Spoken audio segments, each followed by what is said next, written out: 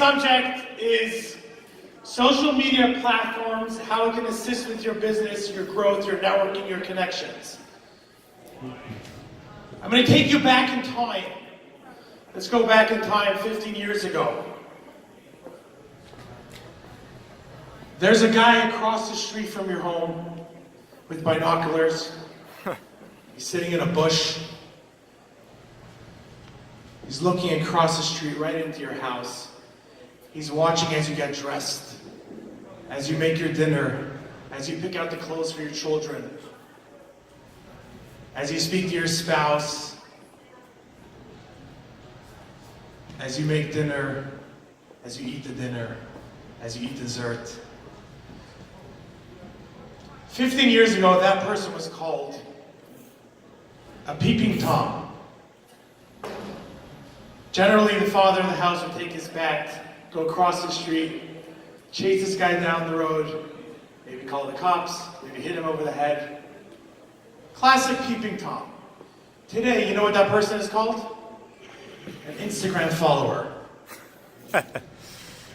What we've done with Instagram is, we no longer have the person across the street in the bush with his binoculars.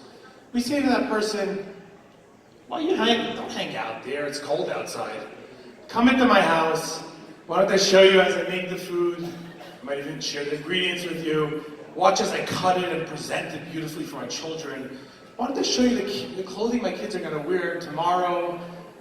Watch as they come down the stairs so poetically and look beautiful. Come into my house, welcome. Welcome into my house. That is what we've done with social media. We've created what I call kosher stalkers. Okay, we bring people into our homes. Now, the way I'm presenting it to you, it sounds very negative. However, if you understand the power of Instagram, of social media, of stories, you can use it to your benefit. So the benefit of understanding how people work in psychology, as a company, as a provider of psychology, I can tell you, human psychology can be empowering, it can also destroy a person. But if you understand that people, all they want to do is feel connected to you, you can create a story where people are going to watch and they want to know more and they're yearning for more.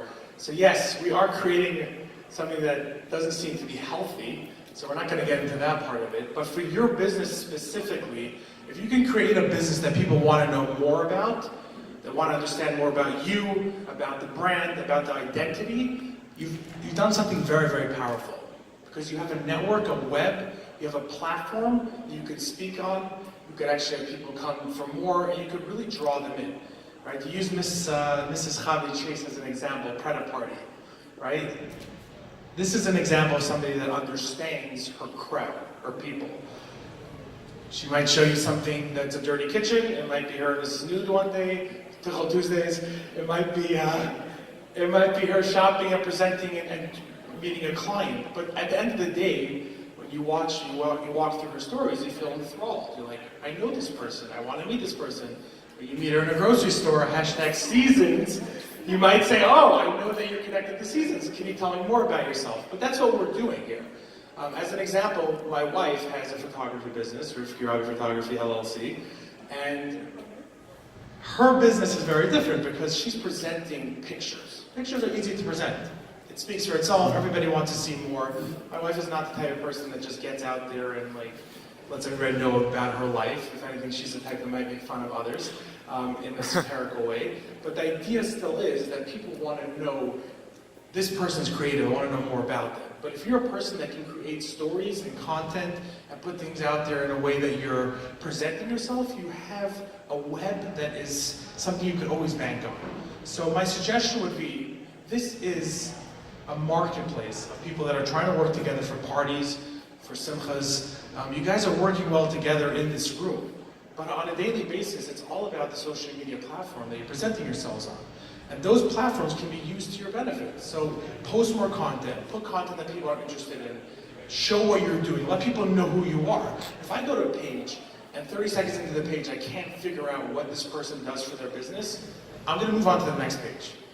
You need to present yourself.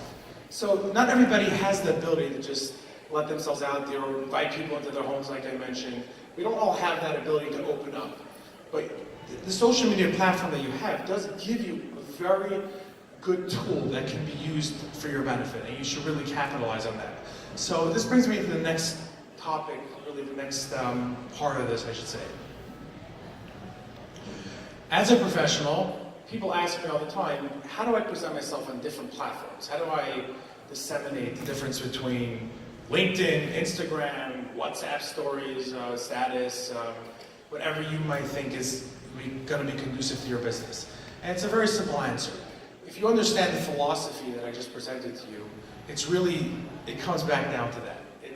If you understand your crowd and the people you want to connect to, then you'll understand that each social media platform presents you to different crowds. You might want to be, as an example, I'll use me as an example.